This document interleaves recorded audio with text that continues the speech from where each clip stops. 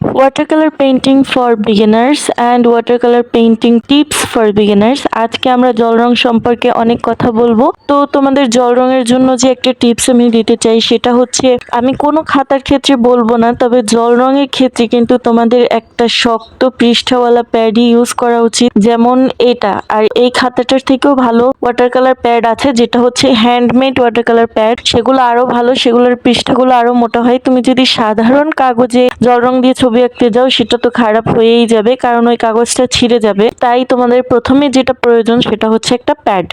ওকে, তো নেক্সটে দ্বিতীয় ধাপ বলছি। তো দ্বিতীয় ধাপে যখন তোমরা ওয়াটার কালার পেইন্টিং করবে, তার জন্য আমাদের স্কেচ করতে পারাটা খুবই ইম্পর্টেন্ট। স্কেচ করতে জানতে হবে। অ্যাক্রিলিকের ক্ষেত্রে স্কেচটা তত ভালো না হলেও ওয়াটার কালারের ক্ষেত্রে স্কেচটা কিন্তু ভালো করতে হবে, তাহলে তুমি মোটিভেটেড হতে পারবে তোমার কালারটা সুন্দর করে অ্যাপ্লাই করার জন্য। 3 নাম্বার টিপস হলো, তুমি যখন ওয়াটার কালার দিয়ে পেইন্টিং করবে তখন প্রথমেই খুব হালকা রং এবং বেশি পানি দিয়ে কিন্তু বেসটা করবে। বেজেই তুমি কালার একদম প্যালেট থেকে উঠিয়েই অ্যাপ্লাই করা শুরু করবে না, অবশ্যই অল্প একটু কালারের সাথে অনেকগুলো পানি মিক্স করে খুবই হালকা করে সেটা অ্যাপ্লাই করবে, যেভাবে আমি করলাম। তো মধ্যে থেকে আমি ঝোপটা এঁকে ফেলেছি, কিন্তু আমার ক্যামেরাটা অফ ছিল, আমি বুঝতে পারিনি, তো ভিডিও ওঠেনি, কিন্তু আমি এটা তোমাদের বুঝিয়ে দিচ্ছি।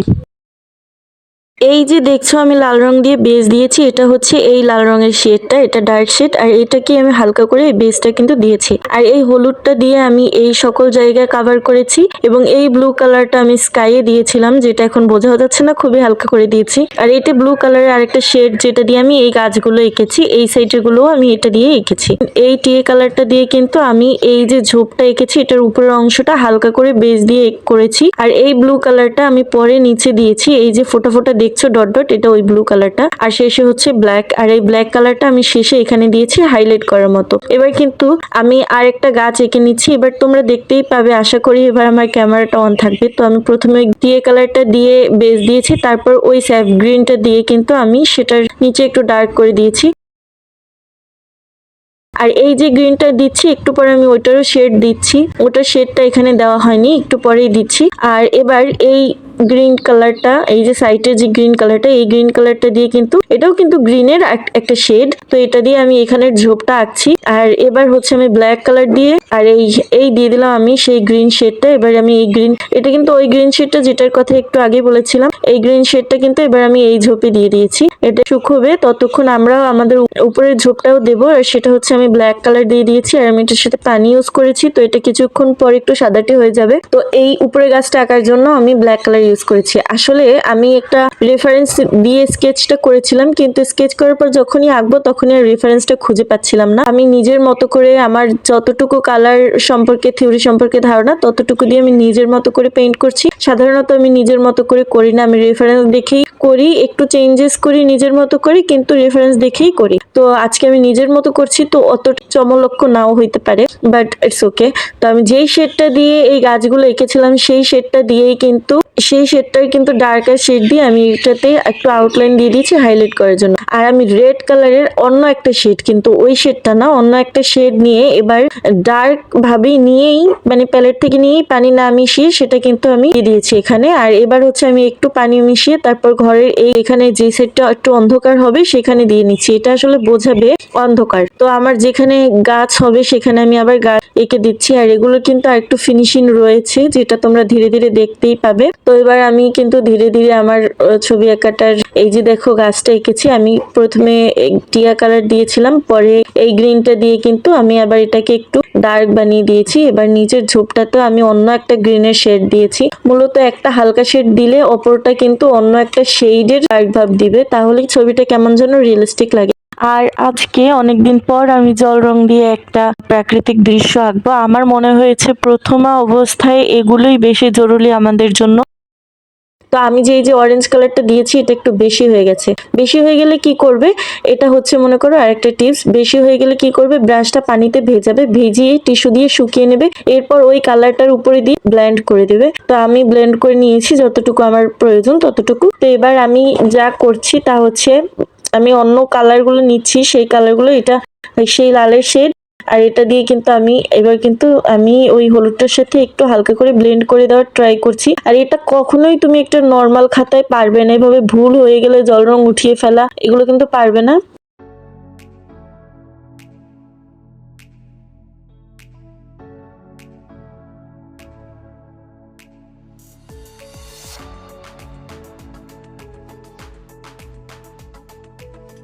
কালোর সাথে একটু লাল মিক্স করে তারপর আমাদের যে ডার্ক জায়গাগুলো হচ্ছে সেগুলোতে আউটলাইন করে দিয়েছি। এবার আমি কিন্তু দেখো, আমি জল রঙের ক্ষেত্রে যে খাতা এতটা প্রয়োজন কেন বলেছি, আমাদের যে কিছু প্রসেস আমরা করছি এটা কিন্তু নর্মাল একটা খাতায়, যে খাতায় আমরা লিখি ওই খাতায় কিন্তু হয় না। এটার জন্য যে কোনো কালার তুমি অ্যাক্রিলিক কালার দিয়ে নর্মাল পেপারে আঁকতে পারবে, কিন্তু জল রং দিয়ে নর্মাল পেপারে আঁকাটা অনেক টাফ। যদি তুমি এই ধরনের ছবি আঁকতে চাও তাহলে অনেকটাই টাফ, তো না আঁকাই ভালো।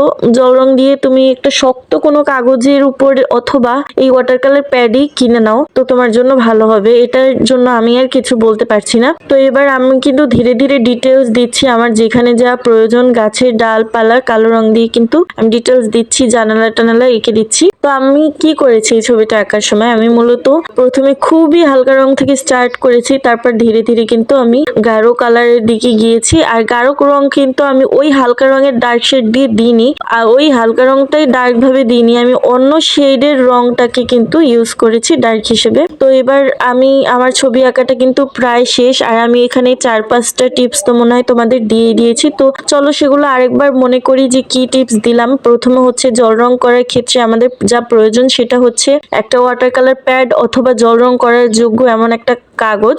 আর দ্বিতীয়ত আমাদের যেটা করতে হবে সেটা হচ্ছে বিগিনার হিসেবে আমাদের খুব ভালো স্কেচ করতে জানতে হবে, অনেক খুব ভালো না হলেও অ্যাটলিস্ট একটা ভালো স্কেচ। অ্যান্ড থার্ড টিপস হচ্ছে যে বেস সবসময় হালকা করে দেবে যেন কালার থিওরি অনুযায়ী পরে যেতে পারো। 4 নম্বর টিপস হলো রং বেশি হয়ে গেলে ব্রাশ পানিতে ভিজিয়ে তারপর টিস্যু দিয়ে হালকা করে শুকিয়ে সেই ব্রাশ দিয়ে ওই রংটা আবার উঠিয়ে ফেলা, ঠিক আছে। তারপর 5 নাম্বারটা হচ্ছে তোমরা হালকা থেকে ধীরে ধীরে ডার্কের দিকে যাবে, কিন্তু একই শেড বারবার ইউজ করবে না। লালের কিন্তু অনেকগুলো শেড থাকে, তো একটা শেড দিয়ে হালকা বেস দিয়েছো, অন্য একটা শেড দিয়ে গাঢ় ডিটেলসটা দেবে, ঠিক আছে। তো আজকের জন্য এই কয়টাই তোমরা ফলো করো। বেসিক হিসেবে আমার মনে হয় প্রথমে এই কটাই ফলো করো, তারপর আসছে অন্য ভিডিওতে। আর আমি ভাবছি এখন থেকে আমি প্রতিদিন একটা করে লাইভ করব, যেখানে আমি এমন কিছু ছবি লাইভে আঁকবো। আর তোমরা যদি চাও যে আমি লাইভে আঁকি তাহলে অবশ্যই কমেন্টে বলবে, তাহলে আমি তোমাদের জন্য লাইভে ভিডিও নিয়ে আসবো।